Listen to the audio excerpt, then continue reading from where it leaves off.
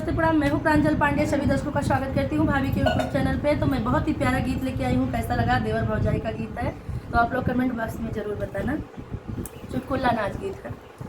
ए सिटिया काहे मारा देवरू हम तो आऊ तय रहे, सिटिया काहे मारा देवरू हम तो आऊ तय रहे, यारे आऊ तय रहे, हम तो आऊ तय रहे, सिटिया काहे मारा देवरू हम तो आऊ तय रहे, सिटिया काहे मारा देवरू हम तो आऊ तय रहे, आऊ तय रहे, कुछ कार तय रहे, आऊ तय रहे, कुछ कार तय रहे, तोरे भैया के जवानवा बनाऊ तय रहे, तोरे भैया के जवानवा बनाऊ तय रहे, सिटिया काहे मारा देवरू हम तो आऊ तय रहे, सिटिया काहे मारा देवरू हम तो आऊ तय रहे, आऊ तय रहे, कुछ कार तय रहे, आऊ तय रहे, कुछ